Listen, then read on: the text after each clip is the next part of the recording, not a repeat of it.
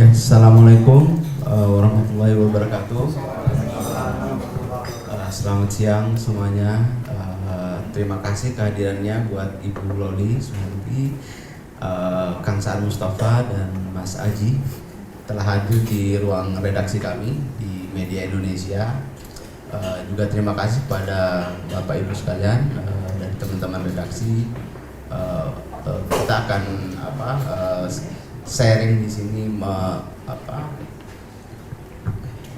untuk kita bagaimana situasi tahapan pemilu, tahapan menuju kampanye yang akan semakin dekat, nanti akan dimulai pada beberapa bulan lagi. Dan tadi Mas Aji di ruang holding sempat memberikan peringatan bahwa hoax ini akan semakin masif, akan semakin gencar ketika nanti mendekati tahapan pemilu untuk kampanye. Untuk pertama mungkin Ibu Loli bisa memberikan bahan dan materi yang mungkin bagaimana sih situasi pengawasan dan monitoring yang Bawaslu serta penindakan dan regulasinya seperti apa, Bu? Silakan Ibu. Terima kasih. Iya, terima kasih. Ini canggih sekali ini, jauh aja langsung kenceng sampai kaget. Ya, jadi terima kasih, ini kesempatan yang baik ya, karena sesungguhnya ketika kita bicara soal kampanye sehat pemilu yang bermartabat dalam konteks ini terbebas dari hoax gitu, ini menjadi fokus konsentrasi kita semua. Dalam konteks ini Bawaslu itu kan diberikan kewenangan untuk melakukan penanganan pelanggaran pada 4 hal. Pertama, pada pelanggaran administrasi pemilu, berarti pelanggaran terhadap tata cara, prosedur, dan mekanisme. Yang kedua adalah penanganan pelanggaran pidana pemilu. Yang ketiga, penanganan pelanggaran kode etik, yang itu dalam konteks ini kami harus melaporkan ke DKPP. Dan yang keempat adalah penanganan pelanggaran hukum lainnya. Berkenaan dengan topik kita, ini sesuatu yang perlu kami jelaskan. Kalau kita lihat di konstruksi Undang-Undang 7 2017, sesungguhnya ketika kita bicara soal hoax ya, maka sesungguhnya itu larangan kampanye ada di pasal 280. Baik 280 ayat 1 soal materinya, 280 ayat 2 dan 3 berkenaan dengan larangan terhadap orang yang tidak boleh terlibat baik sebagai peserta kampanye, juga misalnya pasal 283 larangan bagi pejabat negara misalnya dari 282 283 gitu ya. Tetapi yang perlu kita sama-sama tahu, sesungguhnya ketika kita bicara soal larangan kampanye itu subjek hukumnya itu pada peserta, pelaksana, dan tim kampanye. Sedangkan buzzer itu tidak bisa dijangkau oleh Undang-Undang 7 2017. Lalu gimana caranya? Nah, kembali ke yang tadi, karena Bawaslu diberikan kewenangan untuk melakukan penanganan pelanggaran hukum lainnya, maka kita bisa menggunakan Undang-Undang ITE atau Undang-Undang Penghapusan Diskriminasi Ras dan Etnis. Dalam konteks ini berarti Bawaslu akan merekomendasikan kepada pihak-pihak terkait, dalam konteks ini kepolisian, untuk bisa ditindaklanjuti berdasarkan undang-undang, termasuk menyandarkannya pada KUHP. Nah, sehingga dari ruang ini sesungguhnya karena subjek hukumnya untuk buzzer itu tidak dimungkinkan, maka Bawaslu akan pakai kacamata penanganan pelanggaran hukum lainnya. Pertanyaannya adalah, lalu dalam situasi yang serba cepat hari ini apa yang dilakukan oleh Bawaslu? Bawaslu itu saat ini paradigmanya adalah melakukan pencegahan dan melakukan penindakan. Karena pencegahan diutamakan, maka dalam konteks sebaran hoax itu kami juga memaksimalkan berbagai daya upaya. Salah satunya Mas Jack di sini dari perwakilan Mafindo. Ini mitranya Bawaslu ketika kita sama-sama bicara gimana caranya menghadang laju hoax. Atau dalam konteks hari ini Bawaslu berpikir gimana caranya menciptakan sebanyak-banyaknya konten kreator yang itu punya perspektif kepemiluan, sehingga merekalah yang kemudian akan mengimbangi informasi-informasi yang hoax gitu ya, berkenaan dengan kepemiluan kita. Sehingga Bawaslu memahami betul konteks hari ini pencegahan harus luas. Sebagai sesama penyelenggara pemilu dengan KPU misalnya, dengan DKPP, kita juga diskusikan soal ini. Dengan Kominfo juga kami diskusikan karena mereka lah regulator yang berhubungan langsung dengan platform media sosial, termasuk tentu saja dengan platform media sosialnya sendiri. Jadi Bawaslu coba untuk bangun komunikasi langsung, baik itu ke Meta, ke Google, ke TikTok misalnya. Kita coba bangun kolaborasi karena pencegahan itu harus jadi tanggung jawab semua orang, termasuk usaha ya, mitra usaha. Swasta itu harus juga punya kepedulian dan tanggung jawab untuk memastikan 2024 kita tidak diserbu oleh hoax misalnya. Nah, ini proses kolaborasi yang dilakukan oleh Bawaslu. Efektivitasnya sejauh ini bagaimana? Dalam konteks laju yang terus bergelindan ini ya, kami coba merefleksikannya. Misalnya kami baru aja nih Kang Saan mengeluarkan IKP soal politisasi SARA. Jadi kemarin kami baru meluncurkan indeks kerawanan pemilu dengan tema spesifik politisasi SARA. Ternyata itu memetakan bahwa yang paling banyak digunakan untuk sebagai alat adalah isu soal agama dan etnis. Isu soal agama dan etnis ini ternyata dari mana? Dari media sosial. Media sosial menjadi urutan pertama sebagai alat yang digunakan untuk isu politisasi SARA. Politisasi SARA ini dampaknya adalah kekerasan politik. Nah, ini hasil dari IKP yang kita rangkum dari seluruh kabupaten kota dan provinsi yang ada. DKI Jakarta urutan pertama, kedua Maluku Utara, ketiga Yogyakarta. Misalnya Yogyakarta, disusul Jawa Barat Kang. Sebagai orang Jawa Barat kita langsung Jabar gitu ya. Nah, Jawa Barat itu yang keempat. Bahaya juga Jabar. Bahaya juga. Menarik kan? Ya, sehingga dalam situasi ini gimana caranya isu hoax ini memang harus kita kroyok untuk memastikan dia tidak masif menyebar di era digitalisasi. Gimana caranya media sosial kemudian bisa digunakan justru untuk memblok hoax, ya kan? Nah, Bawaslu sih sejauh ini yaitu kami berupaya untuk gandeng teman-teman konten kreator, gimana caranya punya perspektif yang sama gitu. Sejauh ini begitu, Mas Takim. Terima kasih Ibu. Jadi memang kalau dari Bu Leli tadi bahwa tiga objek hukum yang bisa yang diatur dalam Undang-Undang 2017 itu ada hanya sampai pada tim kampanye ya Bu ya. Untuk Kang Saan mungkin dari selain sebagai Wakil Ketua Komisi 2 yang memang fokus untuk mengawal dan mengawasi dari pelaksanaan pemilu ini, dan juga sebagai partai politik juga, artinya sebagai peserta juga seperti apa sih Kang di internal partai sendiri melihat fenomena penggunaan hoax untuk kampanye yang dari tahun ke tahun tetap terjadi Kang. Terima kasih. Ya, makasih. Assalamualaikum warahmatullahi wabarakatuh. Selamat siang, salam sejahtera buat kita semua. Teh Loli, Mas Aji, Kang Ade, Mas Taim, dan teman-teman semua yang saya hormati. Ya, pertama gini, ini kan menjadi salah satu kegelisahan kita semua terkait dengan soal hoax yang tidak bisa terjangkau secara efektif dalam upaya pencegahan. Misalnya gini, kita punya pengalaman 2 kali pemilu ya. 2 kali pemilu 2014, 2019. Khususnya Pilpres. Bahwa di Pileg juga ada, tapi kan publik kadang nggak terlalu aware ya terkait dengan soal hoax terkait dengan pemilu legislatif. Publik lebih aware terkait dengan hoax-hoax yang ada di Pilpres.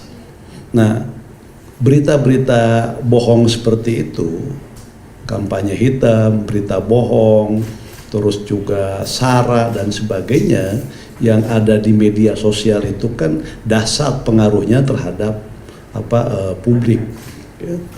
Dan pengaruhnya yang luar biasa. Misalnya 2014 polarisasi politik akibat dari pemilu, dan itu juga sikap yang berlebihan daripada itu juga pengaruh dari media sosial akibat berita-berita bohong atau hoax itu kan luar biasa di dampaknya terhadap masyarakat. Kita terbelah kan gitu loh.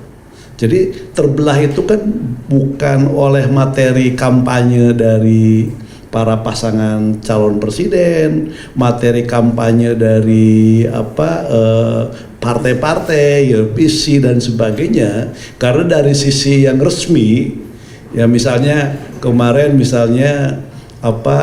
penyelenggara dengan Bappenas kan merumuskan tentang visi, misi, program untuk para kandidasi, ya, untuk partai maupun pasangan calon presiden.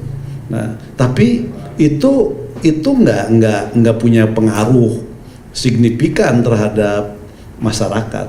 Justru media sosial melalui berbagai informasi yang tadi sifatnya hoax itu yang membuat misalnya pengentalan politik identitas itu menjadi kuat kan gitu loh. Kan ada polarisasi identitas itu kan menguat akibat itu. Nah, itu. Yang kedua juga misalnya militansi yang berlebih dari pendukung akibat tersentuh dengan hal-hal yang sifatnya bohong. Nah, itu kita rasakan 2 kali pemilu. 2014 dan 2019. Jadi polarisasi, dan itu cenderung nanti bukan lagi konflik sosial, tapi juga bisa menjadi ancaman terhadap disintegrasi kan itu. Nah, ini yang pertama dari pengalaman itu. Nah, berangkat dari pengalaman tersebut, nah saya juga ingin harusnya kita sudah bisa mengantisipasi. Antisipasinya tentu pertama terkait dengan regulasi.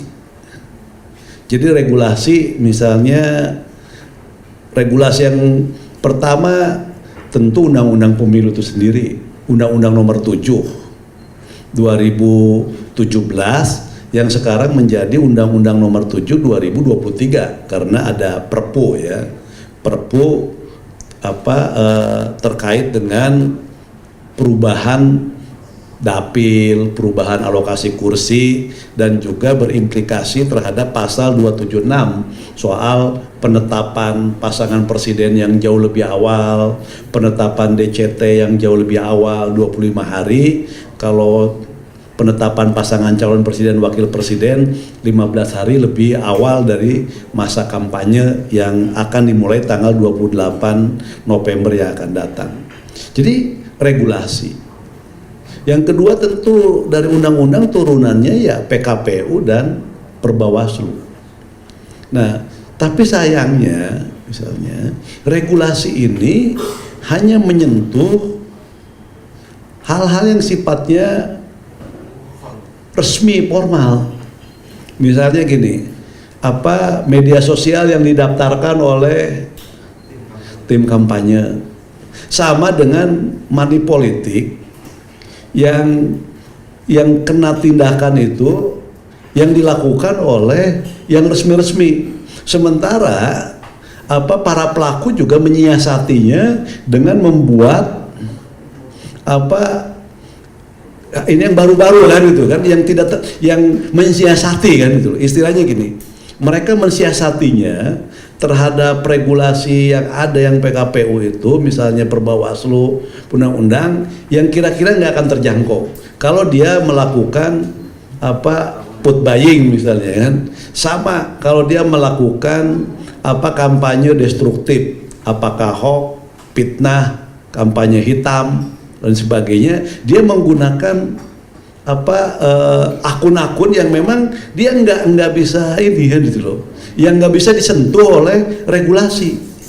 Justru yang disentuh oleh regulasi yang didaftarkan oleh tim itu kan biasanya nggak aktif, tidak semasif untuk ininya kan, nggak masif tuh, mungkin kadang nggak digunakan tuh akun resminya kan gitu kan. Formalitas aja kan, berita-beritanya juga normatif gitu kan yang share. Justru yang kenceng gitu, itu kan yang shadow-nya, yang bayangan. Ya buzzer, ya kan ada shadow kan itu kan bayangannya. Nah ini yang nggak tersentuh. Nah bagaimana Bawaslu misalnya, terus juga KPU itu memikirkan itu agar itu bisa tersentuh. Saya menganalogikan juga sama dengan ini. Misalnya dalam kontestasi pilkada, apa yang namanya mahar, transaksi untuk mendapatkan perahu, bayarnya itu kan luar biasa besarnya kan gitu. Tapi itu kan nggak tersentuh juga oleh regulasi. Padahal itu fase di mana seseorang untuk mendapatkan rekomendasi dari partai politik, mendapatkan B1 KWK dari partai politik untuk didaftarkan ke KPU sebagai pasangan calon gubernur, wakil gubernur, bupati, wakil bupati, wali kota, wakil ibu kota. Itu di situ fase yang sangat krusial terkait dengan soal money politik, karena membeli kendaraan dan jumlahnya misalnya, dan itu nggak ada ukurannya kan jumlahnya, nggak ada standarnya, dan di situ kan pasar gelapnya. Nah tapi itu kan nggak kesentuh juga, nggak kesentuh oleh berbagai regulasi, karena dilakukan sebelum tahapan resmi pilkada itu dimulai. Sama ketika jual beli nomor urut pencalegan untuk menjadi caleg misalnya kan, untuk dapat nomor 1, nomor berikutnya dari situ, itu juga kan kadang nggak kesentuh juga, karena itu kan fase untuk masuk ke situ. Nah justru itu nggak kesentuh. Nah maka saya ingin pada kesempatan ini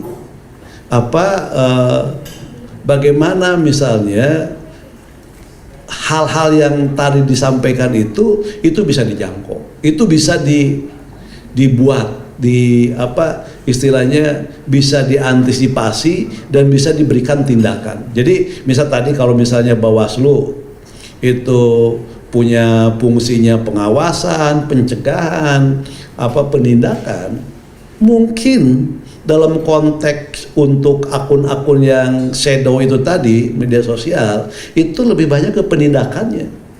Dengan misalnya bekerja sama dengan Kominfo, terus cybernya kepolisian dan sebagainya, untuk misalnya itu men-take down mereka semua gitu. Karena kalau misalnya cuma dikasih ini, itu nggak bisa tuh teh. Jadi harus dilangsung penindakan. Misalnya pencegahan dengan tadi plafon misalnya Facebook, Instagram, TikTok gitu kan. Itu ya mereka sekarang sudah kreatif juga kan gitu kan. Jadi menurut saya itu sekarang itu berlomba gitu kan. Ketika muncul satu aja narasi dari sebuah akunnya ini, itu langsung aja gitu kan tindak. Jadi jangan dibiarkan mereka itu berkembang. Jadi begitu muncul satu, itu untuk juga melakukan supaya yang lain tidak ikut-ikutan juga. Jadi begitu kita di take down itu kan pasti yang lain juga akan ini gitu.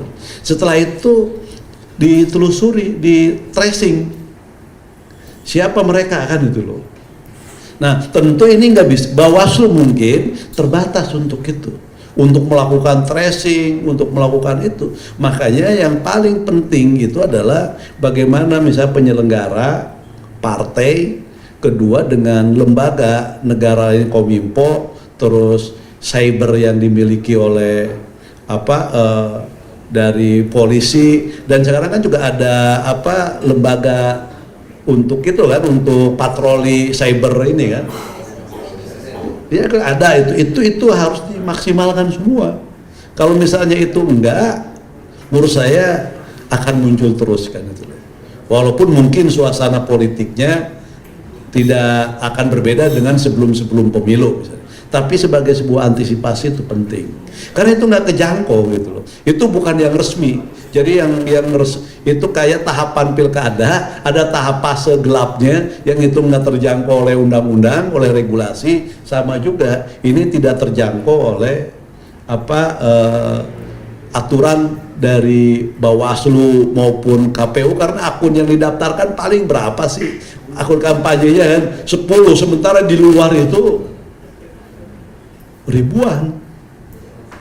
Belum nanti pesan berantai juga, WA, semua mereka gunakan kan gitu. Jadi kalau dari sisi partai juga berkepentingan untuk menghadirkan pemilu yang bebas dari berita hoax. Partai berkepentingan karena partai juga punya komitmen untuk mewujudkan pemilu yang bersih. Partai juga berkomitmen untuk mencegah yang namanya polarisasi, mencegah politik istilahnya semacam bukan politik identitas ya, menjadikan identitas sebagai bagian dari ini politik kan gitu loh. Jadi politisasi identitas lah misalnya gitu. Jadi politisasi identitas itu kan juga harus cegah.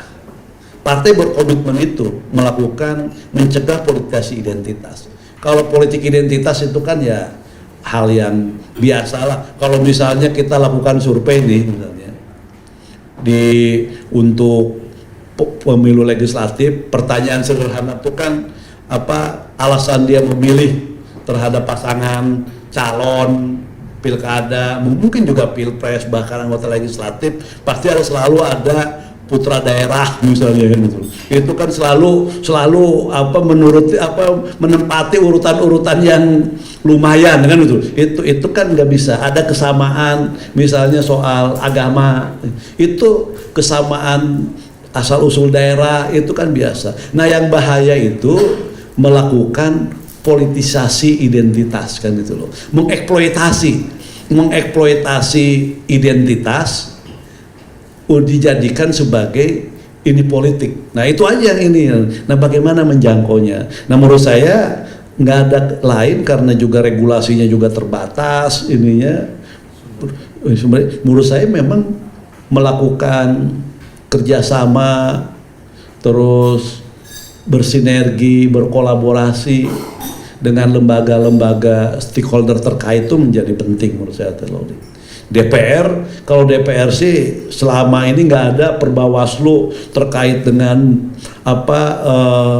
pencegahan, penindakan, pengawasan agar pemilu berjalan dengan baik. Apapun itu upaya untuk mewujudkan pemilu yang bersih, DPR Komisi 2 belum pernah ada perbawaslu yang ditolak oleh DPR, oleh Komisi 2.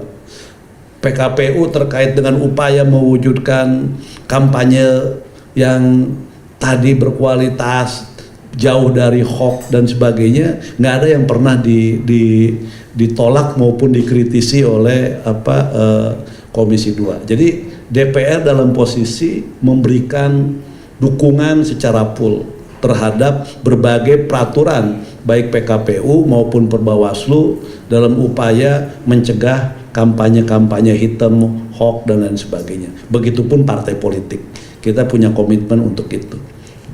Jadi saya sih nyarankan Bawaslu, partai dan sebagainya melakukan kerjasama dengan lembaga-lembaga terkait itu.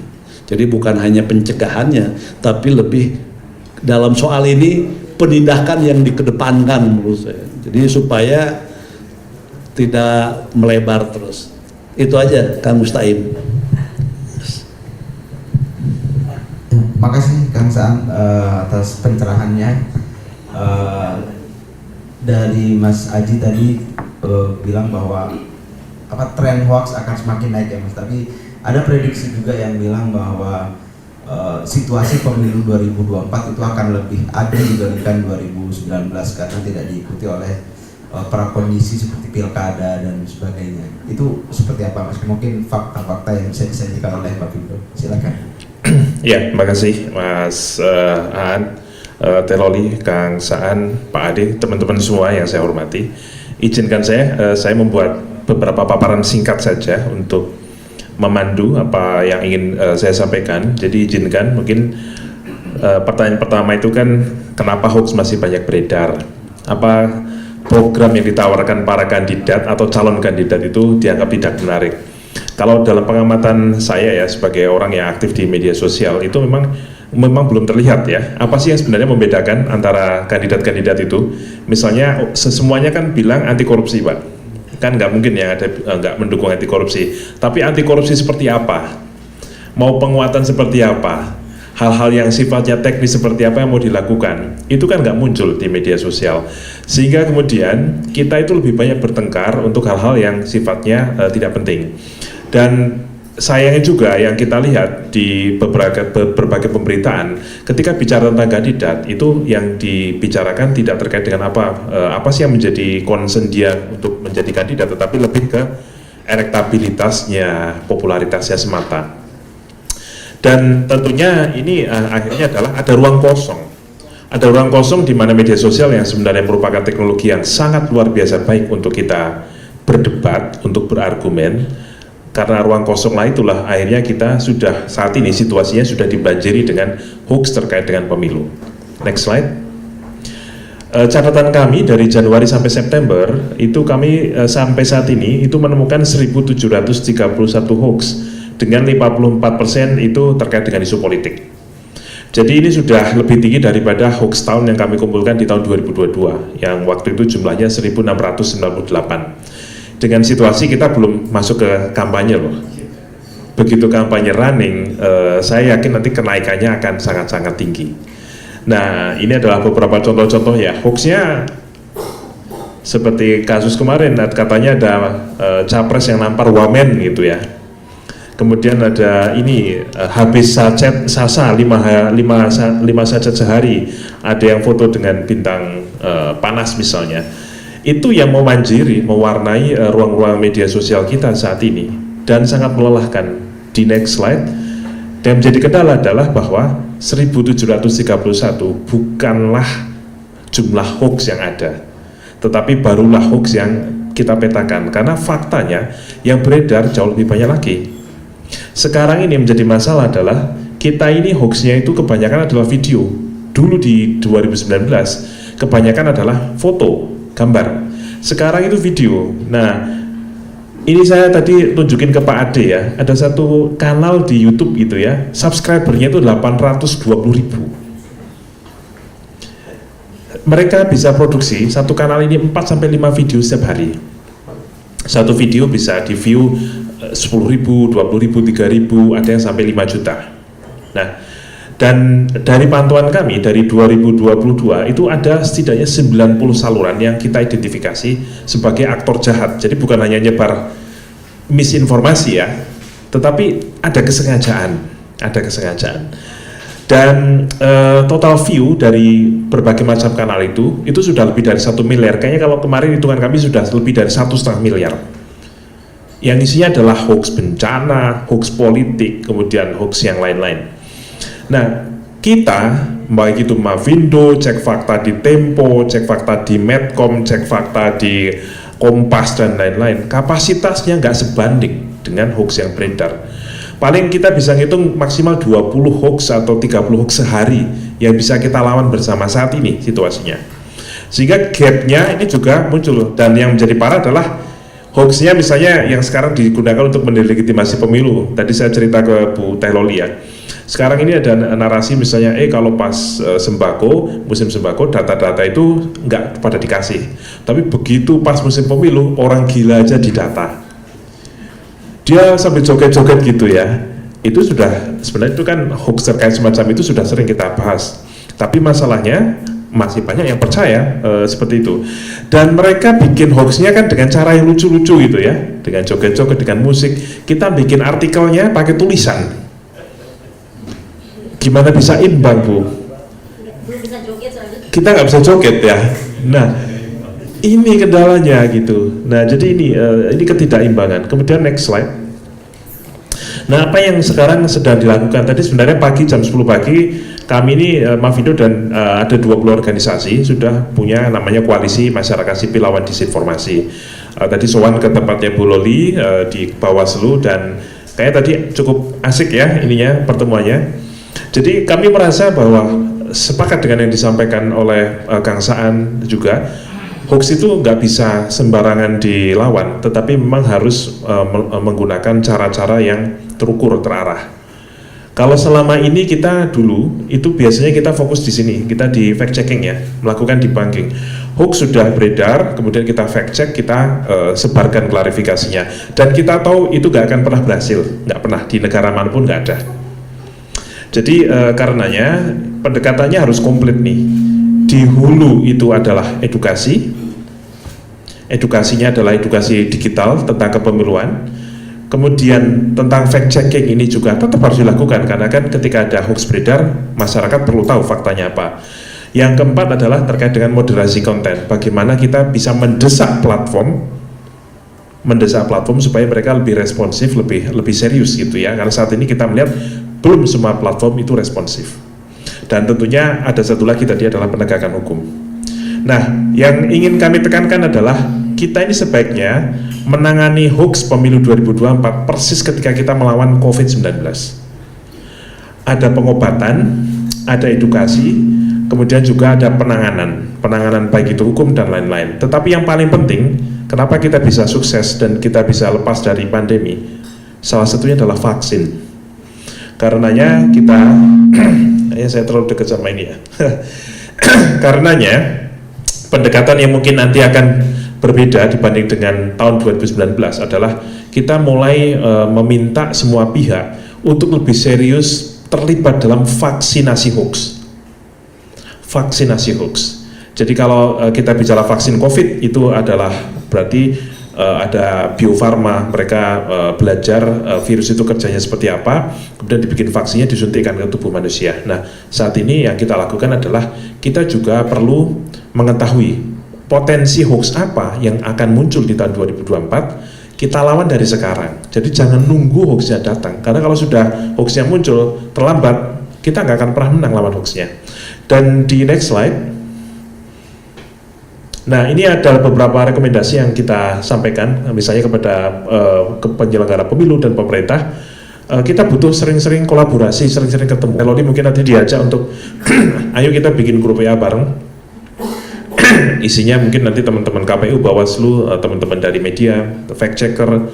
Jadi ketika ada sinyal masuk gitu ya, di satu daerah ada sebuah isu yang berpotensi meresahkan, misalnya, ini ada surat suara dibakar,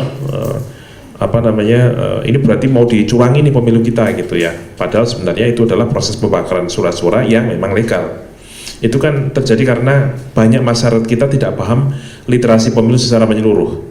Karena bisa jadi ketika KPU dan Bawaslu itu edukasi, ya mungkin edukasinya adalah tahapan, persyaratan, tetapi seluk-beluk tentang masalah pemilunya itu tidak tersampaikan. Kayak misalnya hoax yang 2019 paling masif itu adalah ketika disebut KPU itu servernya ada di Singapura.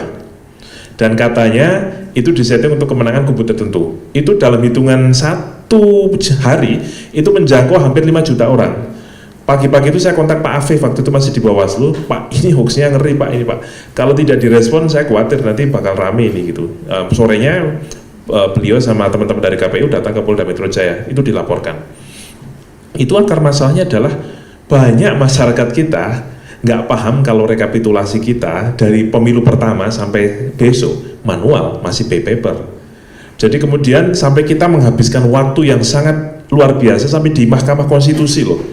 Itu kebetulan saksi ahlinya itu sama-sama, saya ITB, dia juga ITB, satu kelas kita, tapi kita bermusuhan di situ karena dia membawa klausul, dia katanya membuat produk namanya robot situng yang dia bisa membuktikan bahwa situng itu penuh dengan kecurangan.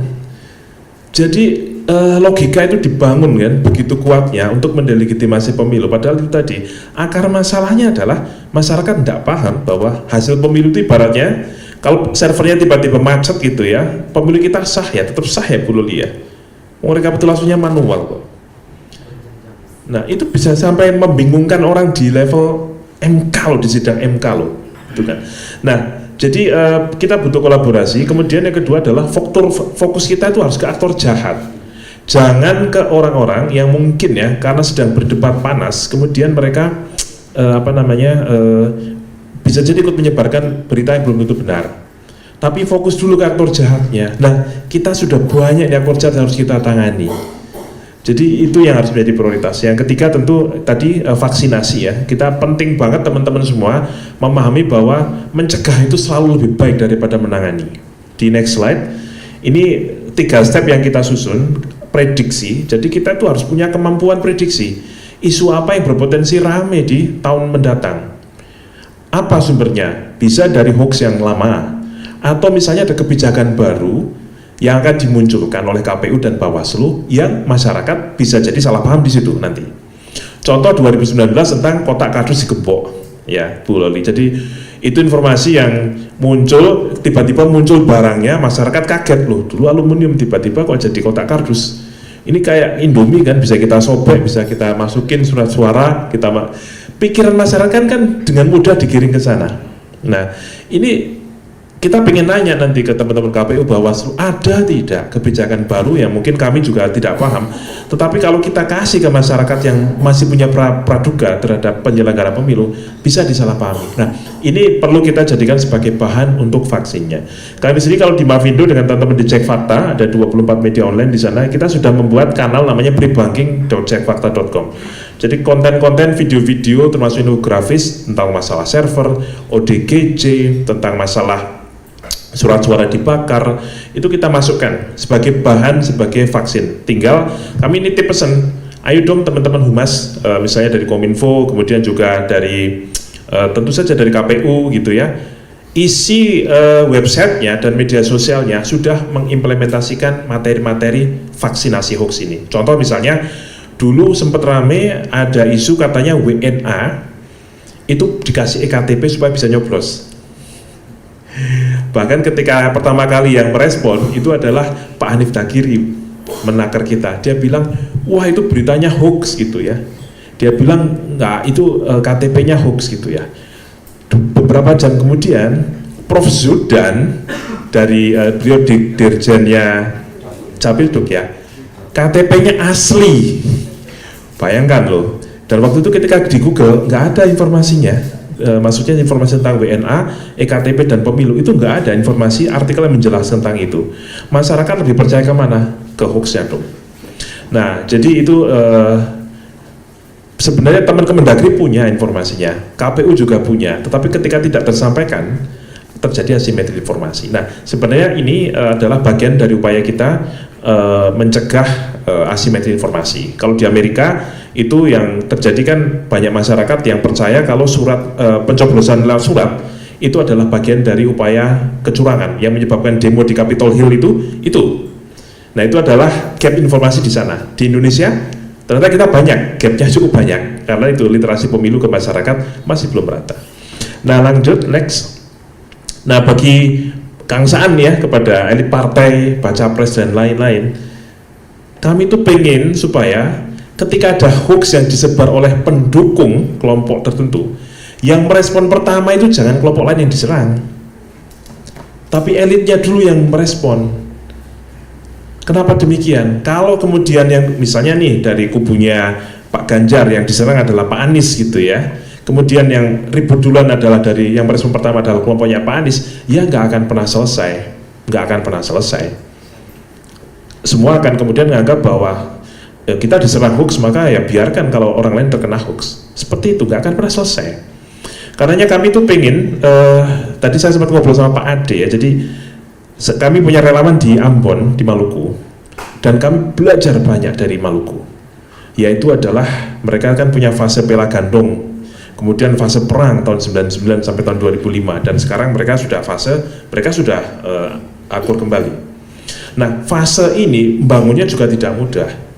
Tetapi kalau saat ini misalnya ini kelompok Muslim dan Kristen, mereka ada yang mencoba mengadu domba, ada upaya untuk menetralisir. Kelompok Muslim misalnya, saya misalnya seorang Muslim menyebar sebuah konten hoax yang menyerang orang Kristen. Siapa yang akan merespon saya pertama? Siapa yang akan menegur saya pertama? Bukan kelompok Kristen, tapi adalah kiainya, ustadznya. Demikian juga yang Kristen, kalau dia membuat konten yang menghina misalnya keyakinan orang Islam, yang akan repot pertama itu adalah pendetanya. Jadi ada sense bahwa saya itu merasa aman sebagai orang Islam, karena misalnya ketika ada orang Kristen yang membuat konten tidak pantas, saya akan dilindungi, dan yang melindungi bukan kiai saya, tetapi adalah pendetanya. Kalau dalam konteks politik misalnya kayak kemarin ada isu wamen mencekik gitu ya, yang menyebarkan adalah pendukung A gitu ya. Seharusnya elit A atau dari partai A itu yang mengingatkan pertama, ini adalah hoax, kami tidak mendukung hal-hal semacam ini. Kami harapannya media sosial digunakan untuk hal-hal debat silakan, tetapi untuk hal yang produktif. Sayang itu belum muncul. Saya malah melihat nih, mohon maaf nih, kadang-kadang saya merasa apa jangan-jangan elit ini menikmati ya kalau buzzernya saling serang-serang kayak gitu. Nah ini tolong kita belajar dari sejarah gitu, karena kalau tidak ya konflik itu sangat mungkin terjadi. Jadi prinsipnya adalah mari kita bersih hoax dari diri kita sendiri. Mungkin itu Mas Ahmad, terima kasih. Ya, terima kasih Mas Aji. Yang jadi pertanyaan itu sebenarnya banyaknya hoax ini apakah itu adalah organik dari para penggiat media sosial, pemilik akun, ataukah ini by design secara besar? Dan selama ini dari pengalaman 2019 dan 2014 pemantauan Mavindo seperti apa? Apakah ada gelombang yang menggerakkan untuk seperti memproduksi hoax seperti ini? Ya, kalau konteks 2019 itu ya, dulu kalau kita melihatnya itu jauh lebih banyak organik. Tapi kalau sekarang hoax itu menghasilkan duit. Kayak tadi, dia kanalnya sudah 820.000. Dia kalau bikin konten, dia sudah bisa pasang AdSense di situ. Dia bisa dapat uang di situ. Jadi saya sendiri kadang-kadang curiga, ini jangan-jangan ini kan kanalnya beda-beda Pak. Ada satu kanal itu temanya itu dia pro A gitu ya, dan anti B. Yang satu lagi dia sebaliknya. Bisa jadi sebenarnya orang di belakangnya sama, kita nggak tahu. Karena dia dengan membuat konten itu dia tahu market pasarnya ada, laku itu kontennya. Kita tidak tahu, kita memang butuh untuk minta teman-teman dari cybercrime gitu ya. Sebenarnya bisa kalau misalnya mau diseriusi gitu ya. Kenapa? Setiap kalau dia melakukan monetisasi itu kan ada aliran dana, follow the money sebenarnya. Itu seharusnya bisa dilakukan. Tapi kenapa tidak? Nah ini perlu kita bahas ini. Butuh paksaan ini otomatis. Siap, terima kasih Mas. Kepada Bapak Ibu sekalian, kalau ada yang ingin didiskusikan dengan para narasumber, silakan, ada pertanyaan. Siap.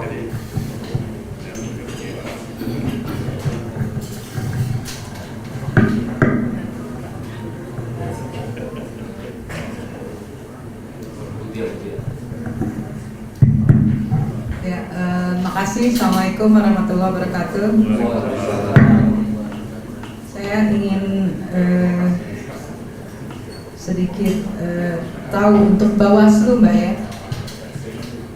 Untuk 2024 ini Mbak, apa antisipasinya nih untuk kasus-kasus hoax? Kita udah tinggal berapa bulan ya? Itu pertama. Kemudian penindakannya, misalnya kan harus berkoordinasi atau dengan pihak-pihak lain. Sejauh ini penindakan itu sampai seberapa, akhirnya di mana sih?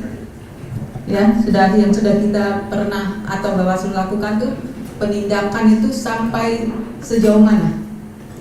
Oke, terus saya ingin kepasaan untuk partai, parpol tentu saja itu sangat merugikan ya, bila banyak kasus-kasus hoax itu kita tahu sekali, terutama misalnya SARA dan sebagainya. Nah, untuk partai sendiri gimana mengantisipasi kerugian yang mungkin terjadi, karena udah tahu pertama sulit sekali berharap bahwa tidak terjadi atau tidak muncul ratusan hoax itu yang merugikan partai kita gitu, bisa satu partai. Nah, dari partai sendiri ada nggak upaya untuk berusaha mencegah, mengantisipasi atau meminimalisir kerugian menimpa partai-partai gitu ya, partai terutama Pak Saan dari Nasdem. Kemudian untuk Mas dari Mahindo ya,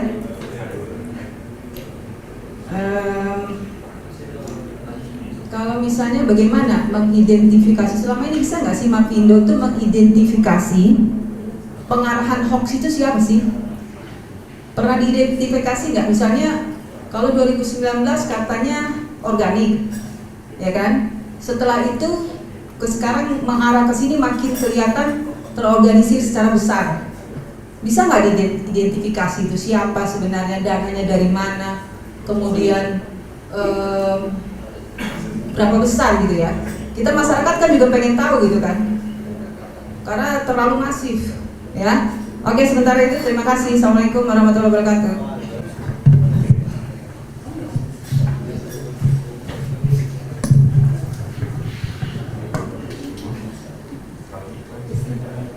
Langsung. Baik, terima kasih Mbak Mutia ya. Jadi dalam konteks yang ditanyakan tadi, antisipasi untuk 2024 apa? Karena Bawaslu memahami dan menyadari situasi hari ini, maka sejak awal kita di Desember 2022 sudah meluncurkan indeks kerawanan pemilu. Itu bagian dari mitigasi yang dilakukan oleh Bawaslu supaya langkah pencegahannya menjadi tepat sasaran, penindakannya juga bisa lebih efektif.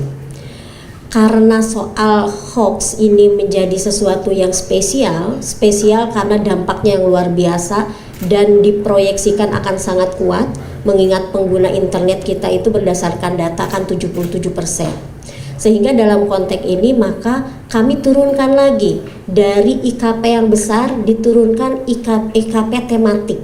Nah, salah satunya adalah soal media sosial. Ini yang akan kami luncurkan dalam waktu dekat, kalau tidak salah dan tidak berubah tanggal, di tanggal 30 di akhir bulan ini. Jadi tema spesifiknya soal kampanye di media sosial. Untuk apa IKP ini bahkan diturunkan oleh Bawaslu menjadi sangat spesifik? Karena itu tadi, kita mengukur dampak, kita mencoba memetakan siapa aktor, termasuk memetakan bagaimana dia bergerak sehingga upaya pencegahannya lebih tepat sasaran. Nah, itu yang pertama. Yang kedua, dalam konteks pencegahan itu kami juga bangun yang namanya komunitas digital pengawasan partisipatif. Namanya Jarimu Awasi Pemilu.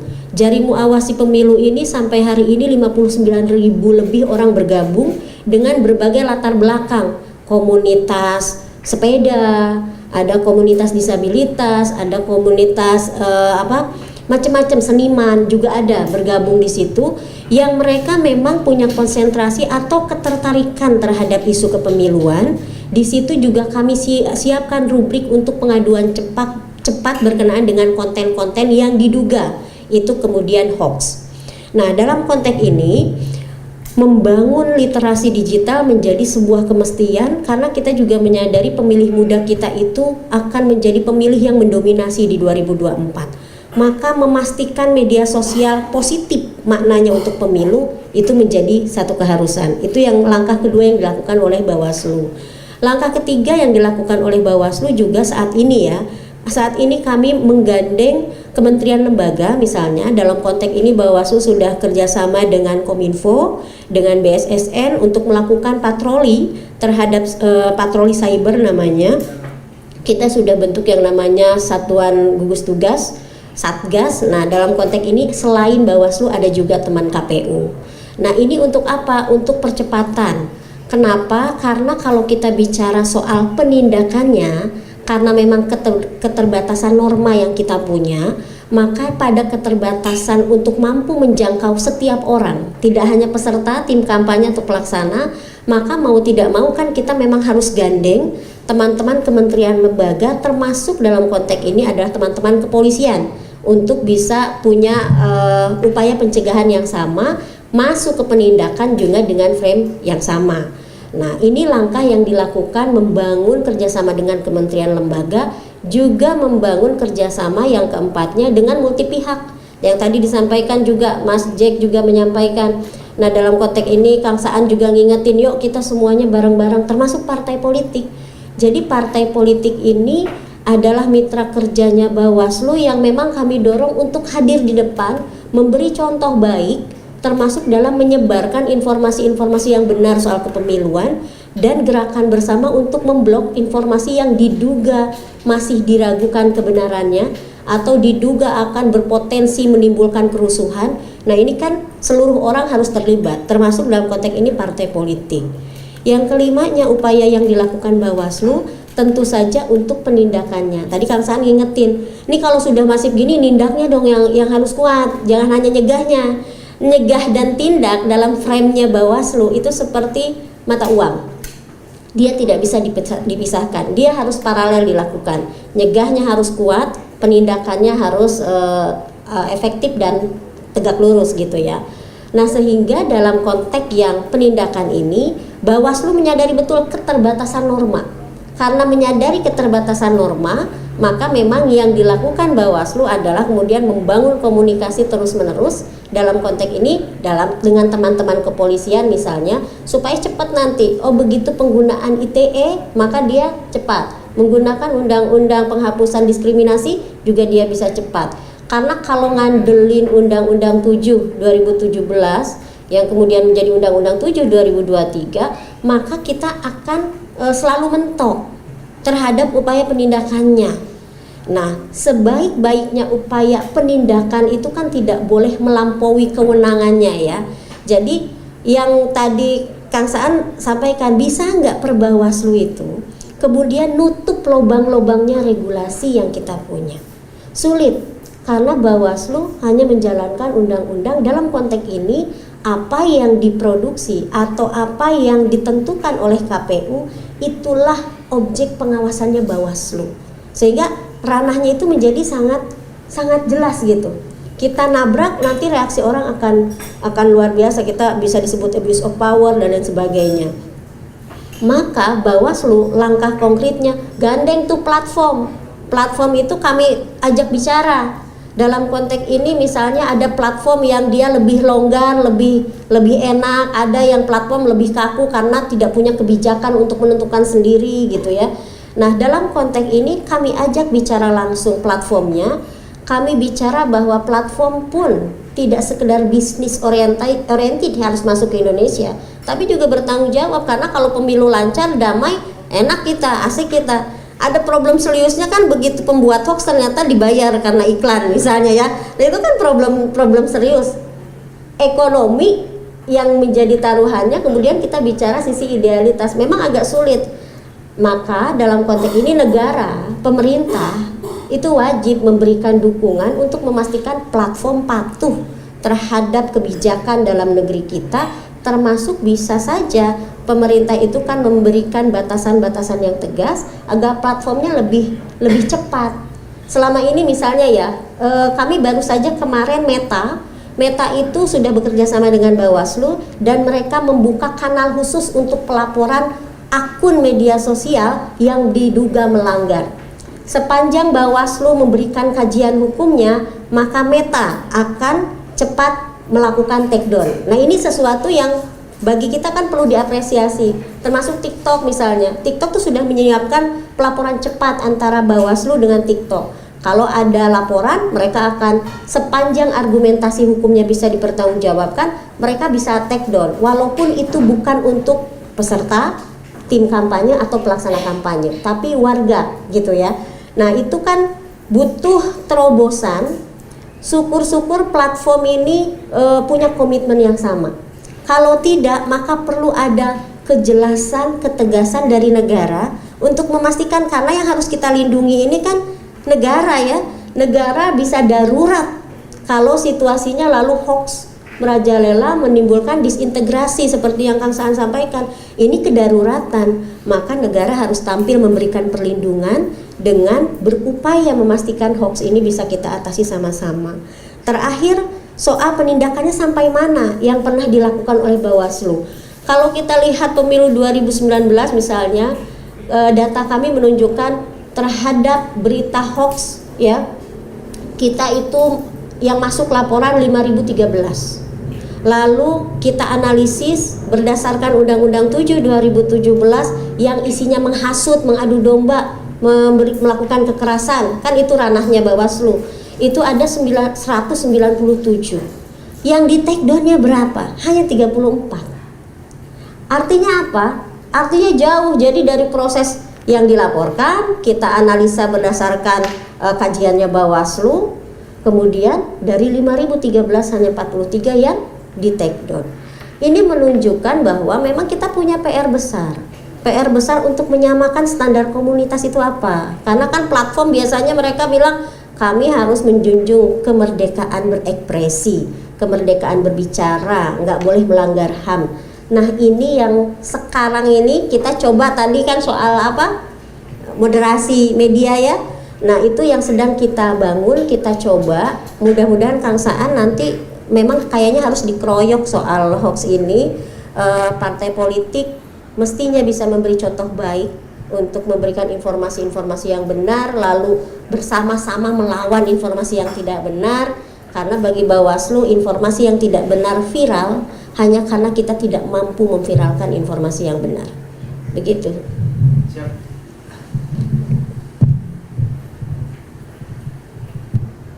Ya, makasih.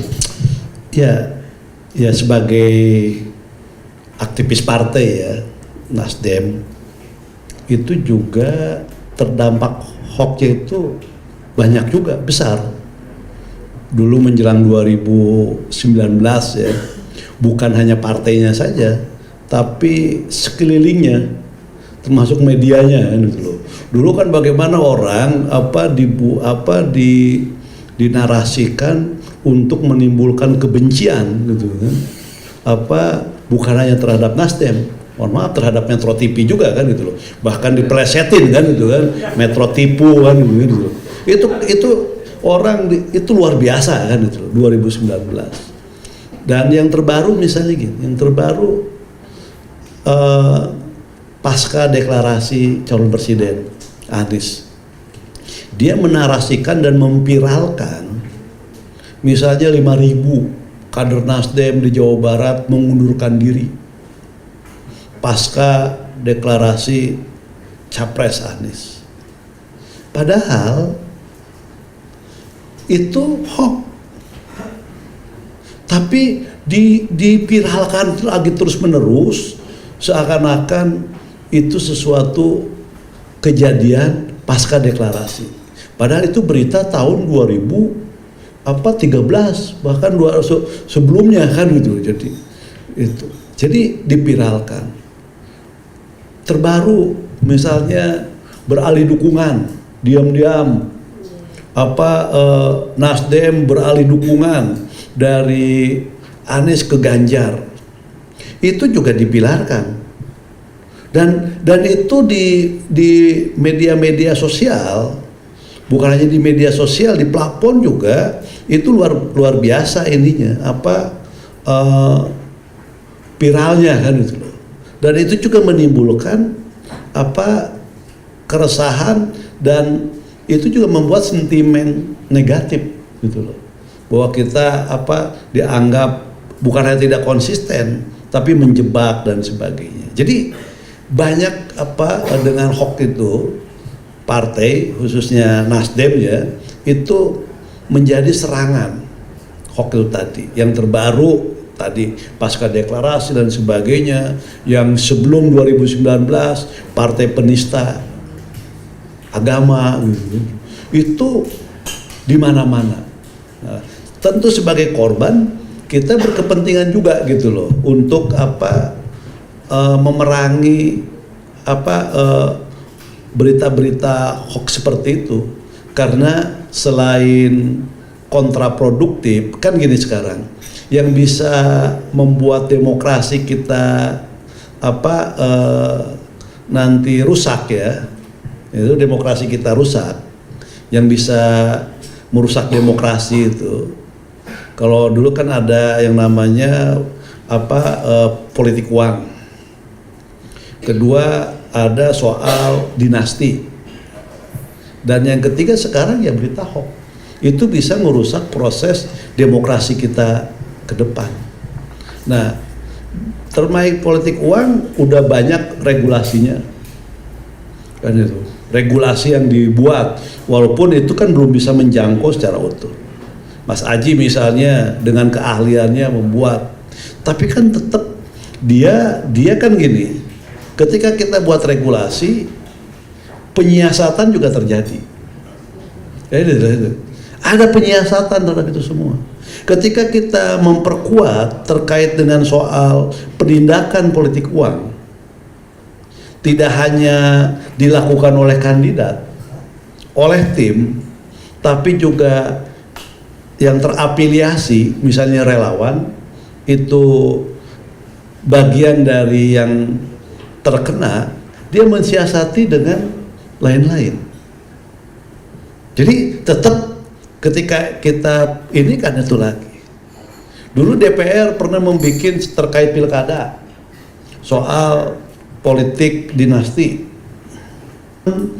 Paling ini kan hoax menjadi ancaman bagi proses demokrasi kita ke depan. Jadi bukan hanya ancaman dalam terhadap kandidasi, terhadap partai, tapi ancaman terhadap sebuah sistem politik yang kita anut, yaitu demokrasi. Nah, jadi ini sekali lagi menjadi persoalan bersama. Partai misalnya saya berusaha mengklarifikasi semaksimal mungkin karena itu terjadi di Jawa Barat yang 5.000 itu tadi kan itu. Tetap aja gitu kan itu kita mengadukan misalnya karena yang memviralkannya salah satu lembaga online, kita datang ke induknya, dia ngomong saya nggak merasa ini gitu, nggak nyaris mereka nggak kesentuh tuh Mas Aji. Nah gimana cara menyentuh mereka itu? Jadi nyaris mereka itu nggak tersentuh. Jadi misalnya sekarang bawa Bawaslu ya Teroli untuk mencegah menjangkau itu.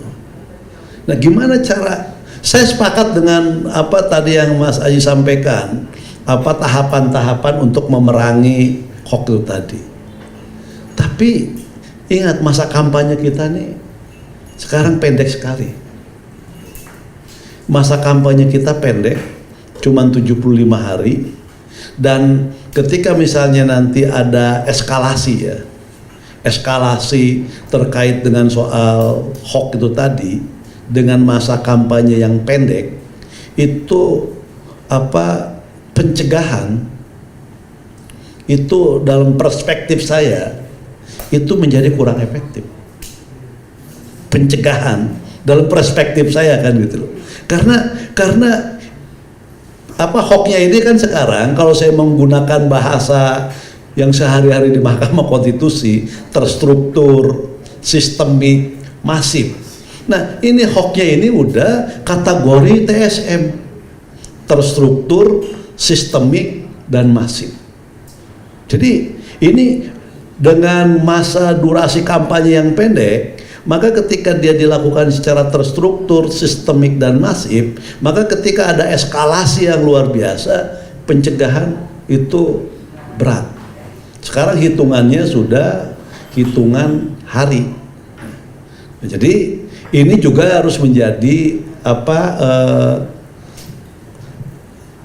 ada semacam gini. Saya selalu bicara dengan ini ya, harus ada semacam inovasi dari penyelenggara. Jadi inovasi atas kekurangan dari regulasi undang-undang. Jadi kan kita ada kekurangan nih, jangkauan dari kekurangan Undang-Undang Pemilu tahun nomor 7 2023 sekarang. ada kekurangan jangkauannya. Nah, di antara kekurangan itu tadi, PKPU yang inovatif, perbawaslu yang inovatif itu menjadi penting. Kenapa misalnya dulu mau diterapkan sistem digitalisasi? Nah, itu selama itu ini kan mengisi dari sebagai sebuah kebutuhan, tuntutan, tapi tidak diatur di dalam regulasinya. Sama deh ketika misalnya KPU dulu dan Bawaslu berinovasi, di undang-undangnya nggak ada terkait dengan soal napi korupsi, dibuat PKPU-nya dilarang kan gitu loh kan untuk mencalonkan, padahal bertentangan dengan undang-undang.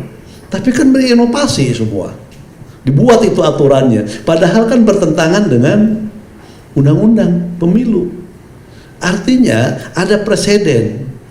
Kita sudah punya presiden bahwa regulasi dalam soal yang lebih teknis dalam upaya mewujudkan pemilu yang bersih, pemilu yang adil, pemilu tanpa hoax itu tadi, itu kita membuat sebuah aturan teknis di mana tidak diakomodasi dalam undang-undang, itu kan bisa dilakukan. Sama dengan presiden ketika KPU dan Bawaslu itu tidak mentolerir terhadap caleg mantan napi mencalonkan sebagai anggota legislatif, padahal undang-undangnya itu membolehkan dengan syarat ini. Tapi kan waktu itu PKPU-nya benar-benar menolak. Nah, ini juga ikhtiar dengan cara berinovasi untuk menutup kekurangan dari undang-undang pemilu itu, menurut saya penting, bukan melampaui kewenangan saja, tapi itu kan sebagai tadi kan ada Perbawaslu tadi mengatakan bahwa yang terakhir itu penindakan terhadap hal-hal yang hukum lainnya. Nah, hal-hal yang hukum lainnya itulah yang memang bisa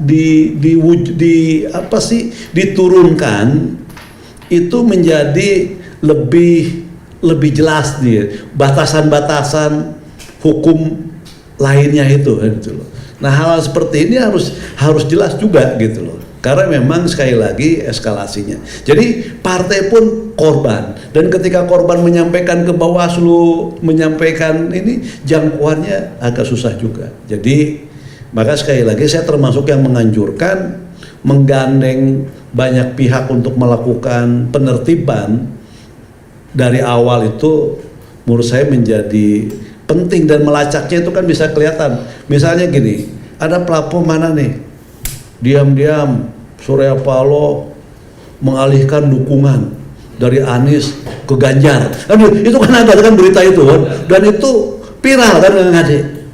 Nah, itu kan merugikan. Nah, gimana caranya untuk partai sebagai korban misalnya itu. Jadi, tapi kalau dari sisi partai berkomitmen untuk memerangi itu udah pasti. Itu.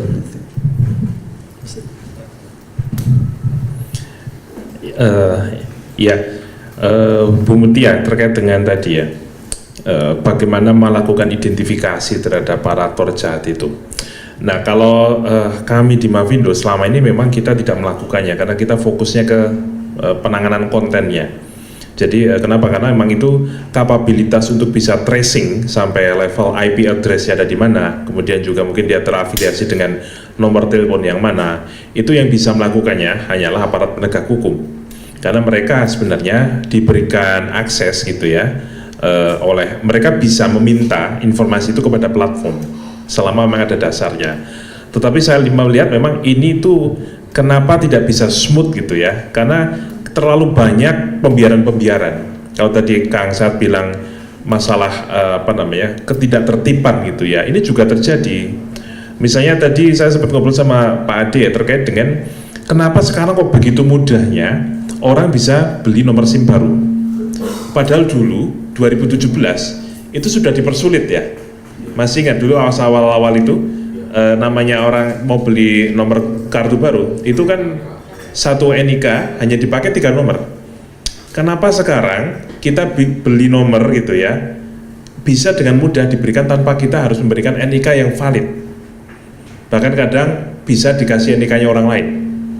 Nah, itu salah satu pintu kenapa kemudian kebolongan di satu sisi ya, mungkin ya dari regulasi misalnya tentang masalah seluler, kemudian juga si platform ini kan harusnya membedakan dong antara akun anonim dengan akun yang resmi, akun yang asli.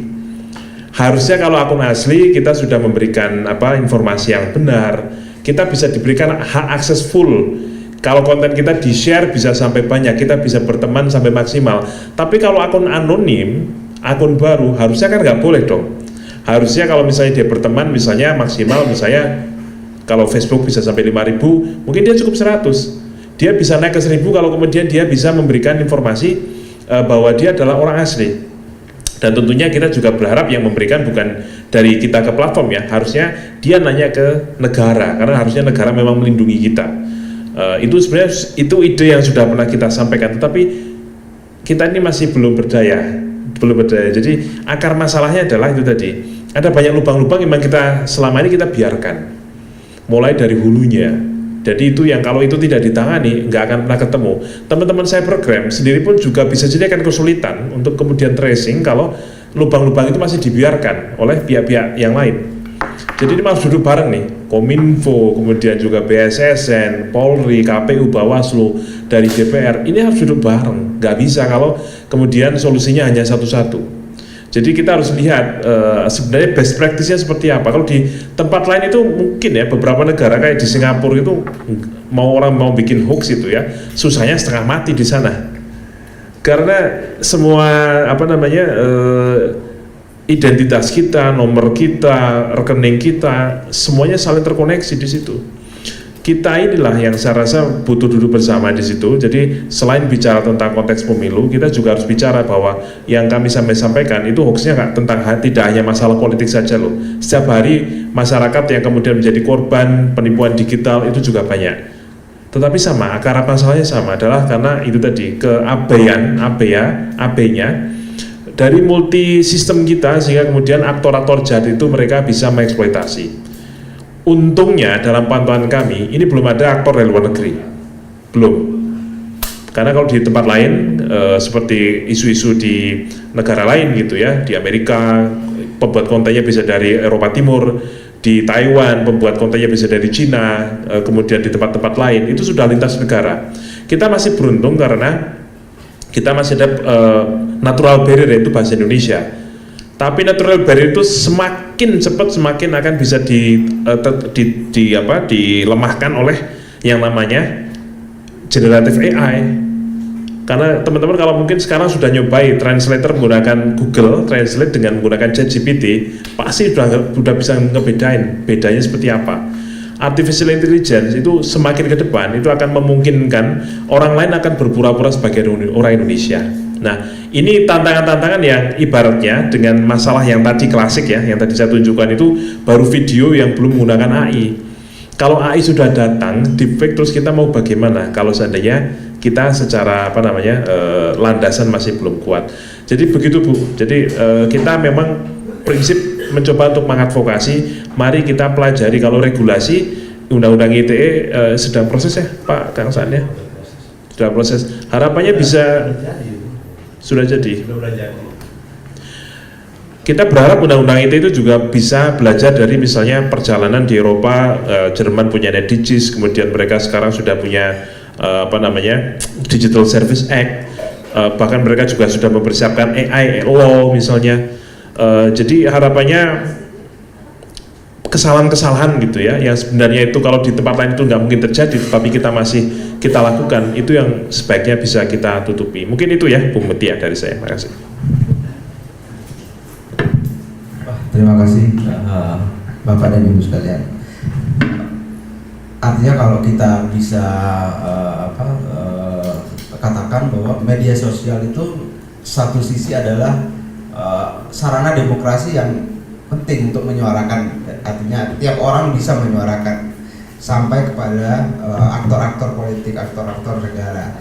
Namun di satu sisi lagi itu bisa dibajak untuk kepentingan demokrasi dengan kampanye hitam dan buzzer sekalian.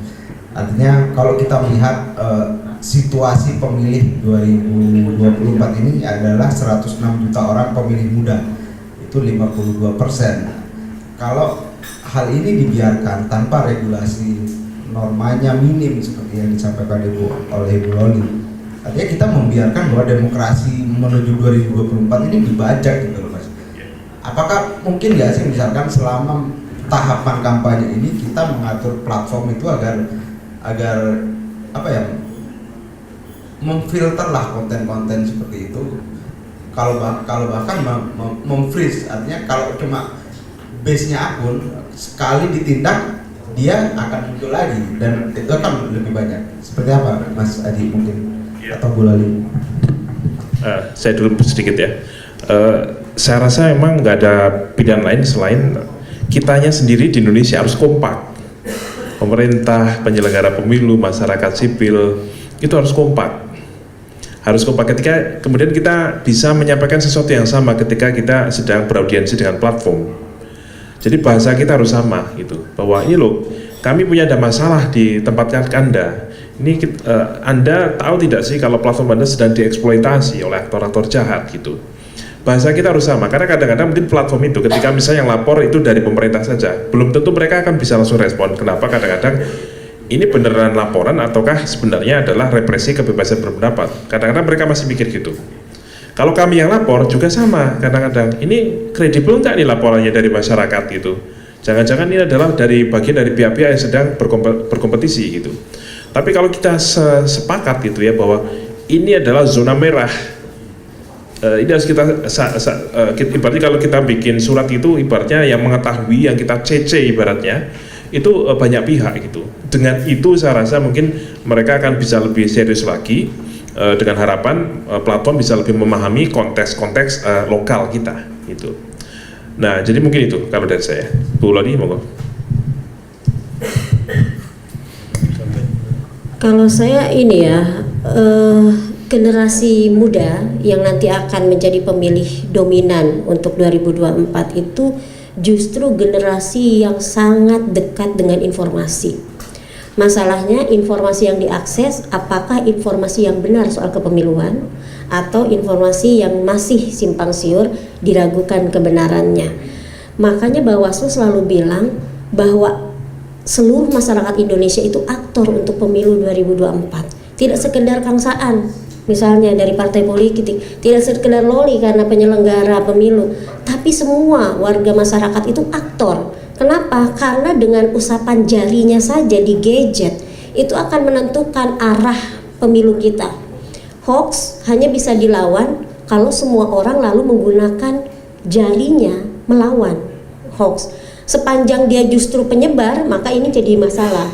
Maka sebenarnya pada konteks generasi mudanya, ini adalah orang-orang yang akan menentukan arah kita ke depan. Dan perlu juga diingat, sekarang penikmat pengguna media sosial itu tidak hanya generasi Z, generasi Y ya, tapi bapak saya pun penikmat ya. Bapak saya itu usianya 76 tahun, penikmat juga media sosial. Beliau senang lihat TikTok, lihat YouTube. Nah, cuma kan bagaimana caranya kemudian terbangun ruang-ruang diskusi untuk mendiskusikan soal apa yang bertebaran di media sosial. Itu dari sisi masyarakatnya. Jadi media sosial bagi saya generasi muda itu kritis. Mereka melek terhadap informasi, cuma sikap mereka mau kemana. Nah ini yang perlu didorong dengan memberikan rambu-rambu terhadap mana yang oke, mana yang nggak oke untuk pemilu 2024. Dari sisi platform media sosialnya, sejauh ini Bawaslu berkomunikasi dengan berbagai platform media sosial, responnya positif. Tapi memang kita masih diskusi sangat dalam berkenaan apa yang dimaknai dengan standar komunitas. Tentu ini nggak bisa hanya dilakukan oleh Bawaslu. Makanya sepakat nih Mas Jack, nanti kita bikin forum yang kemudian diskusinya lebih dalam. Karena apa? Karena tadi bahasa kita harus sama, sehingga apa yang ingin kita capai juga sama dan ini dipahami oleh teman-teman yang memang tidak bisa dijangkau selama ini karena punya regulasinya sendiri. Dalam konteks ini Kominfo tetap harus menjadi ada di depan karena regulator berkenaan dengan soal komunikasi dengan platform media sosial. Nah, kita dorong forum-forum semacam ini. Seperti itu. Makasih Bu Lali, Mas Haji. Mungkin ada dari teman-teman, Pak Ade.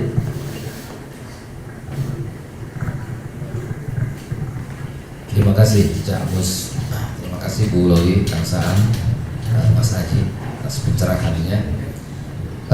Pengalaman media Indonesia di take down oleh YouTube itu sangat sederhana. Itu ada laporan ke YouTube, salah satu konten kita dianggap sensitif pada isu-isu tertentu. Padahal ketika kita cek biasa aja sebenarnya, tapi kemudian kita alusir atau kita hilangkan bagian-bagian itu. Artinya bahwa sebenarnya YouTube juga responsif terhadap pelaporan-pelaporan itu. Tapi dengan bertaburnya hoax, ujaran kebencian, apalagi Nasdem ini luar biasa ini, dikuyok-kuyok begitu gitu loh. Ini kan apa memang YouTube ini membutuhkan laporan-laporan seperti itu? Terus apa iya aparat penegak hukum tidak melakukan, tidak responsif juga melihat hal itu? Apa udah jelaskan? Karena politik Indonesia tadi saya lihat juga itu luar biasa, itu isinya adu domba, provokasi dan sebagainya. Kenapa penegak hukum tuh tutup mata dengan itu? Atau Kominfo misalnya, itu kan jelas. Itu ada disinformasi di situ, ada misinformasi.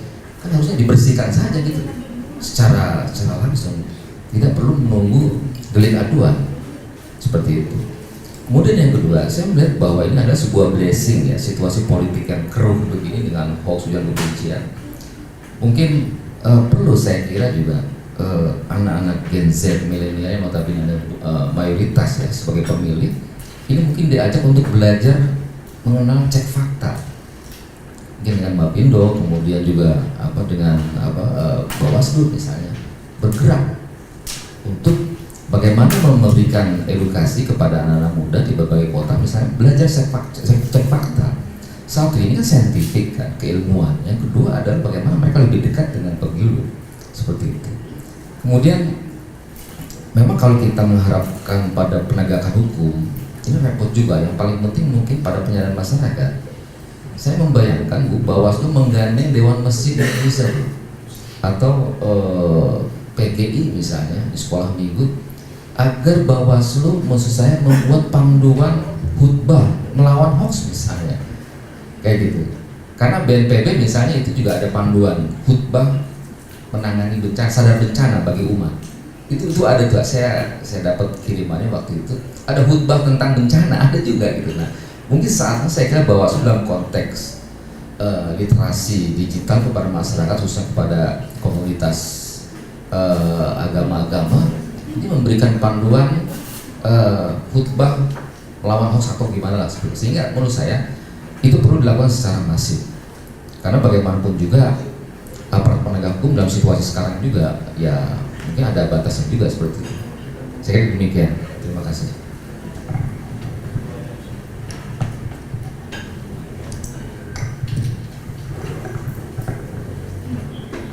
Silakan Bu Loli kalau. Iya, terima kasih nih Pak Ade.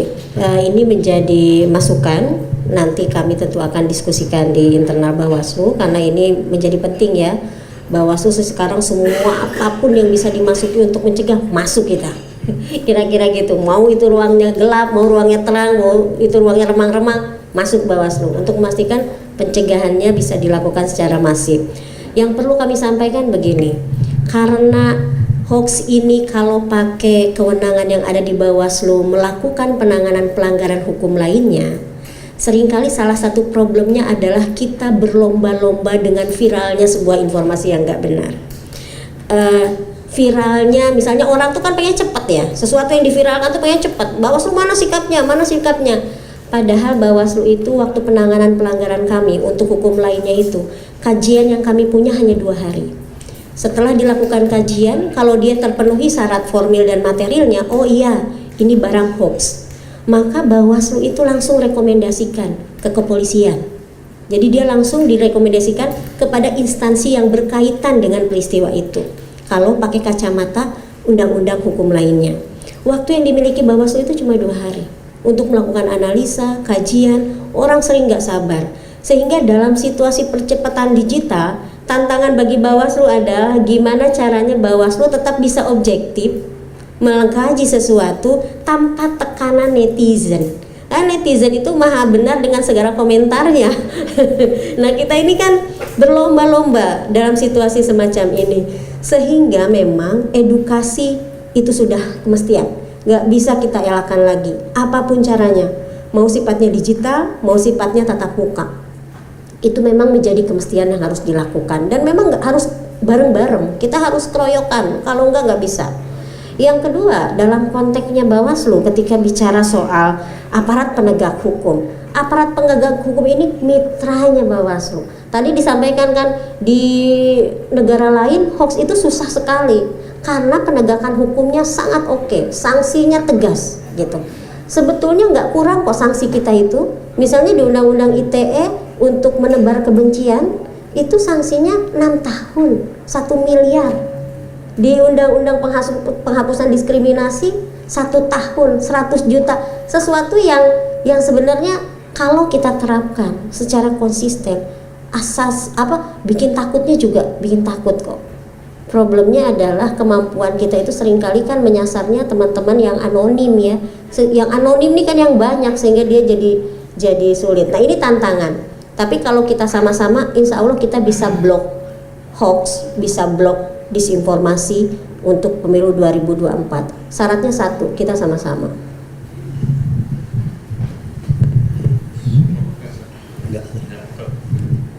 Iya, kita bersyukur Pak Ade bahwa kita sudah mulai sama-sama nih, seperti yang disampaikan oleh Teh Loli. Jadi kita berharap ketika kita sudah bekerja ya, misalnya ada teman-teman fact checker sudah mengkompilasi beberapa kanal-kanal yang memang indikasinya adalah melakukan monetisasi dari hoax, artinya dia bagian dari industri hoax. Maka mungkin yang langkah pertama ini dalam minggu-minggu depan ini kita mencoba untuk mulai secara rutin gitu ya, mengingatkan platform gitu ya. Dan yang kedua adalah meminta platform supaya tolong dong tanpa menunggu laporan, harusnya platform yang lebih proaktif. Silakan lihat konten-konten periksa fakta di Tempo, di Medcom, di Kompas, di Mavindo. Kalau ada konten yang ternyata ada di platform mereka yang harusnya langsung ambil tindakan sendiri tanpa kita harus melapor. Karena kita siapanya mereka sih gitu kan. Harusnya mereka yang ibaratnya merasa terbantu gitu ya dengan berbagai macam upaya verifikasi yang kita lakukan. Nah, tetapi tentu hal ini memang butuh nanti di-push ya. Saya setuju dengan Teh Loli bahwa Kominfo ini nanti memang harus kita dorong supaya istilahnya posisi negara dengan platform itu semakin kuat gitu. Tanpa itu ya ibaratnya memang responnya itu bisa jadi tidak sesuai dengan ekspektasi kita. Kita nggak ingin terjadi seperti dulu ya, ketika habis pengumuman KPU itu sampai kemudian kita terpaksa harus memblokir itu kan video dan foto ya di berbagai platform. Karena waktu itu memang susah, kami sendiri juga posisinya juga susah. Ketika ditanya, apa betul ini ada video polisi sedang memukuli orang-orang? Kita nggak tahu itu konteksnya video kapan, tetapi informasi yang belum tentu benar sudah bisa memprovokasi massa gitu. Ini tidak hanya masalah informasi benar dan tidak, tapi kadang-kadang informasi yang belum benar ketika digunakan dalam konteks tertentu itu juga bisa membahayakan. Nah, ini platform itu harus tahu, harus paham di situ. Nah, yang kedua tentang edukasi, saya setuju bahwa memang perlu ada inovasi-inovasi tadi masuk ke ruang-ruang publik. Kami kalau di Mavindo itu kita sering, misalnya kemarin kita kerjasama dengan gereja gitu ya, kita memberikan materi literasi digital sesudah ada sekolah minggu. Kemudian juga dengan ustadz-ustadz gitu ya, kita membantu, ini loh Pak, bisa nggak kita titipkan materi-materi tentang isu-isu bahaya fitnah, karena kalau misalnya di Islam itu kan ada fatwa pedoman bermuamalah di media sosial misalnya dari MUI, NU juga sudah ada, Muhammadiyah juga sudah ada, teman-teman Katolik juga sudah punya panduannya. Ini memang perlu didorong. Mungkin konteksnya adalah cara cepatnya ya. Biasanya kalau terakhir kemarin itu misalnya di kalangan gereja banyak orang-orang yang tua, mereka tuh pengennya kalau saya dapat informasi cara cek cepatnya gimana. Nah, kemudian bisa nggak kalau mereka itu secara rutin disetori dengan konten-konten. Misalnya setiap minggu ada yang mengirimi konten-konten mereka. Jadi berarti mereka itu sebenarnya selama ini bisa dibantu diarahkan kalau kitanya sendiri proaktif, kitanya produktif, membuat konten yang shareable, yang konten-konten yang mungkin bisa mudah dibagikan di grup-grup WA mereka gitu. Mungkin itu yang mungkin masih kurang kita lakukan. Nah, saya rasa ini menjadi PR karena sebenarnya teman-teman anak muda mereka itu juga banyak. Kemarin kami baru bikin kompetisi lomba video pre-banking, Pak Ade. Itu anak-anak muda yang bikin konten yang lucu-lucu gitu ya, untuk mengingatkan tentang hati-hati, jangan ketipu dengan pesan yang provokatif, dengan isu misalnya tentang masalah server yang dihack, kemudian dengan yang lain. Itu mereka bisa menyajikan dengan kreatif, videonya formanya pendek, di-share juga asik. Ini kan tinggal masalah ketemunya aja, Teh Loli. Kalau kita ketemu dengan teman-teman kreatif kita, teman-teman KPU Bawaslu yang bisa ngasih ide, kami dong, anak-anak, adik-adik tolong dibantu dong, kami punya masalah ini, bisa nggak bikin konten yang asik untuk menyampaikan masalah ini? Ketemu Pak nanti Pak. Jadi memang kuncinya adalah ya kita harus sama-sama. Begitu. Setiap orang bisa menjadi korban hoax, tapi tidak setiap orang bisa mau menjadi penyebar hoax. Ya betul. Jadi kita harus bareng-bareng karena kita itu sangat berpotensi jadi korban, maksudnya gitu. Apa ini?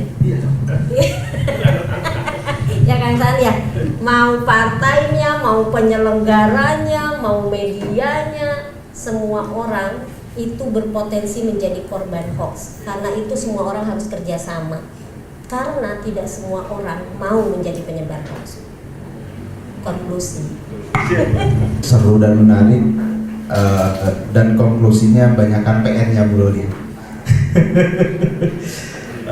Artinya norma-norma yang masih sangat minim untuk melakukan kontrol terhadap penanggulangan COVID ini perlu ditindaklanjuti dengan mungkin yang Kang Saan sampaikan tadi, inovasi-inovasi dari penyelenggara, dan juga mungkin kerjasama Mavindo, koalisi masyarakat sipil dengan penyelenggara tentunya akan sangat ditunggu untuk meng-clearkan atmosfer kampanye yang sudah sangat dekat ini, sehingga demokrasi akan berjalan lebih damai dan adem. Mungkin itu Bapak Ibu sekalian, terima kasih atas kehadirannya. Assalamualaikum warahmatullahi wabarakatuh.